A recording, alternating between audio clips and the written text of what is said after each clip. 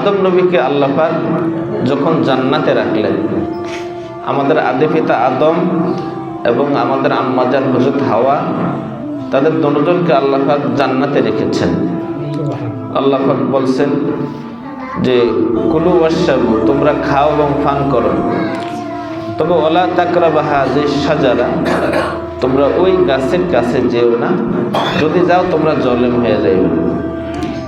শয়তানের প্ররোচনায় পড়ে, শয়তানের দোকায় পড়ে যখন তারা সেই নিষিদ্ধ ফল খেয়েছে, তখন তারা বেহেশতে থাকার উপযোগী হয় নাই। তাদের গাও থেকে বেহেশতের পোশাকগুলি পড়ে গেছে, আর বেহেশতে তাদেরকে তখন নিতে চায় না। তখনই আল্লাহ পাক আদম এবং হাওয়াকে পৃথিবীতে তাদেরকে পাঠাইলেন। পৃথিবীতে যখন তাদেরকে পাঠাইলেন, আদম নবী পৃথিবীতে আসার পরে তখন তার গাওটা কালো হয়ে গেল, তার শরীরটা কালো হয়ে গেল। কারণ ওই যে আল্লাহ পাকের হুকুমের ব্যাঘাত ঘটেছে, তিনি নিষিদ্ধ ফল খেয়েছেন, তার গাওটা কালো হয়ে গেছে।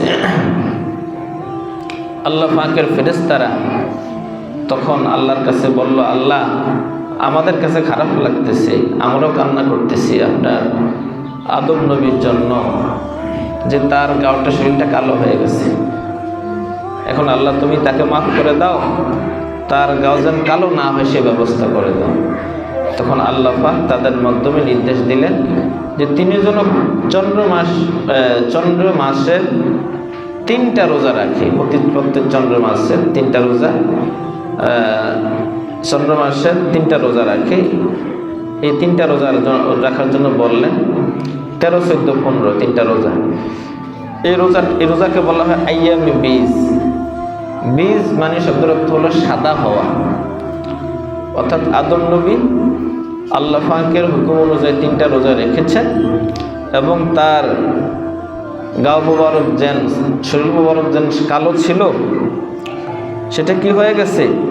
সাদা হয়ে গেছে। এই জন্য এটাকে বলা হয় আইয়ামে বীজ, বীজের রোজা। আমাদের নবীজিও তিনি এই আইয়ামে বীজের রোজা রাখতেন প্রত্যেক মাসে 3টা। আমাদের মধ্যে যারা আমরা পারি নফল রোজা হিসাবে, তারা এই প্রত্যেক মাসে 13, 14, 15 3টা রোজা রাখতে পারে।